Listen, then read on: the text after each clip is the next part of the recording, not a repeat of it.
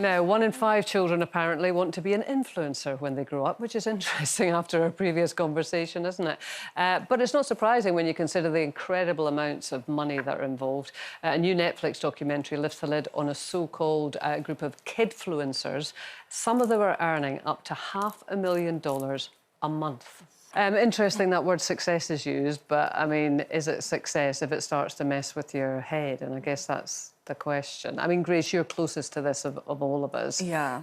Interesting that he said, oh, when I saw it hit 1 million subscribers. Do you remember that moment? Yeah, I remember when I was building up my following, I remember thinking, when I hit 1 million followers, like, this is it, I'm going to feel so amazing, my life's going to be made, I can probably retire. And then I remember when it happened, I just looked at my phone and went, oh, like, I didn't really have any reaction, and it caused me to, like, chase constant validation from... Here we go.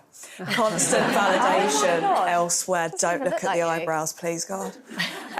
But, yeah, so with this documentary, they're 11 years old. If that was happening to me at 11 years old and I had all these followers and likes and opinions, I feel like it would have really damaged me, because at 11, you're meant to just be having fun, doing what kids are doing, and instead you're just chasing other people's opinions and numbers. And that's never healthy. I had to snap myself out of that. It doesn't matter how many followers you've got. But, you know, there's a young guy called Ryan Kadji, I think his name is. He started apparently when he was 3 years of age. And by the time he was 11, he'd earned nearly $30 million. But he must have been helped at 3 years of age. No 3-year-old. It was his whole family. Yeah. My kids used So to there you watch go.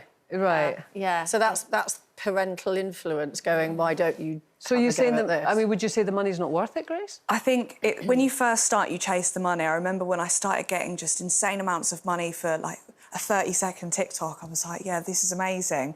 And I know that saying is really like, oh, money doesn't make you happy, but genuinely, I'd say the higher I got up on my following and career, the sadder I was. I was really lonely, really isolated. I felt like I was constantly chasing happiness from how many views I got, and it was just really, really lonely. But I did have money, but it just didn't really amount to... Because you're I think anything as a young person, if your validation comes from complete strangers... You're never going to be happy. That is, yeah. Yeah. And it's... So, like, the biggest YouTuber that you could probably ever think of is Mr. Beast. And I was listening to a podcast. He did an interview with Stephen Bartlett on Diary of a CEO. And he's worth millions, probably maybe even $1 billion, I don't know. He's made so much money. But he was very honest, and he just was not a happy bunny at all. And it is that, you know, ironically, he's called Mr. Beast. To me, it is a beast. Social media is a beast, and it's like that movie, The Little Shop of Horrors, you know, the big plant in Feed me, Seymour. And I'm thinking every single day it's there going... Because those kids, if they drop even 10 followers, they'll be like, oh, I've got to do something bigger and better. I know, but and more I mean, outrageous. Social media has obviously accelerated this, but, I mean, you were kind of pre-social media, but as a young person became very, very sort of famous and well-known. Do you think it's was it different for you, or...?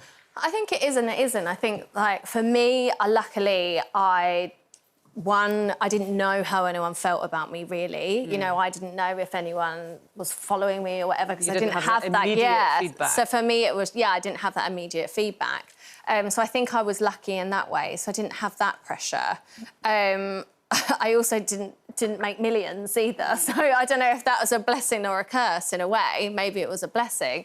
And it's funny, actually, listening to you, because I met some YouTubers at Pride of Britain once, and we were on the same red carpet, and they were like, oh, we were, like, next to you and no one took any pictures of us because no one actually knows who we are.